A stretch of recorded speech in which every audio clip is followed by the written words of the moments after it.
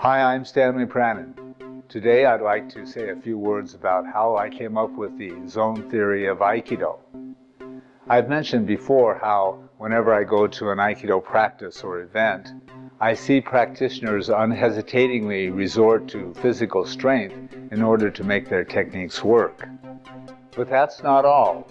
One of the other inexplicable things I've noticed is that people pay little attention to breaking their partner's balance before attempting to apply a technique. I must say that I did the very same thing earlier in my career. I think that the use of force and the failure to break Uke's balance are closely related areas. In the video that follows this from the Zone Theory of Aikido course, you'll see a discussion of how one might go about analyzing Shomenuchi Iriminage to ensure that Uke's balance is broken before executing the Irimi throw to complete the technique. Larry was experiencing a little bit of difficulty in a movement here. So what I would like to do, I plan on doing more in the afternoon class, is I would like to say, here's a scenario where I'm doing a technique, it doesn't feel right. I'm having a problem. Okay? So what do? You go talk to sensei. But what if sensei is away or you're alone or something? Is there no way to kind of self-diagnose the situation? We have some pretty simple rules, principles here. So, Barry, if you'd be kind enough, just do what you normally do. Choose any partner you like.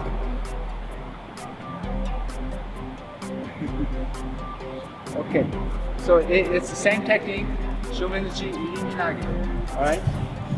I'm just going to look at it.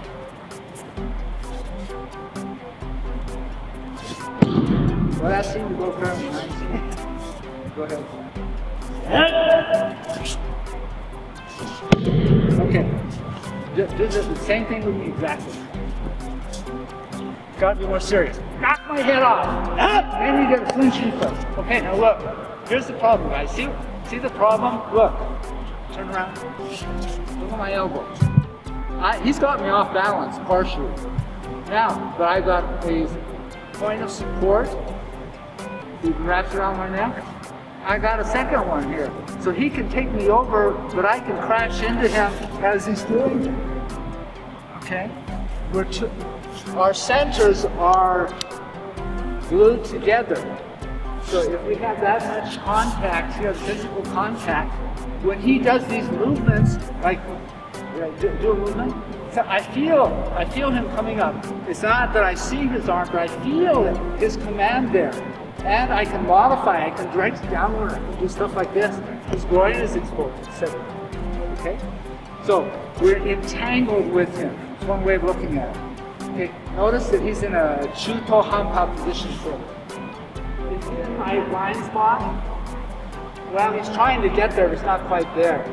So he's sort of in front of me, but he's got part by balance. Let's take this turn. So he's not in the optimum position.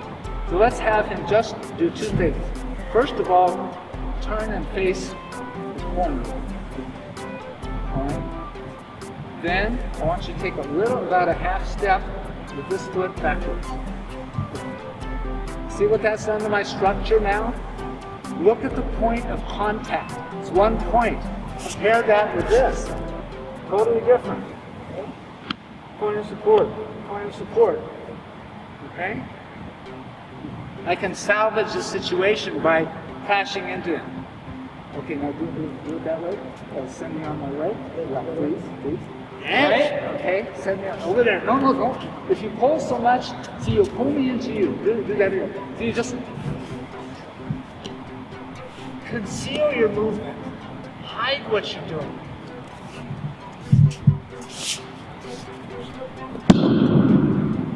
Mind is exaggerating.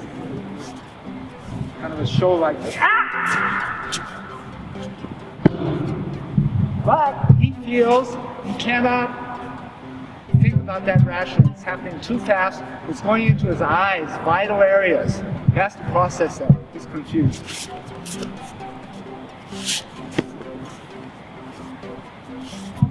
Okay, so try not to get entangled with your movement with your partner.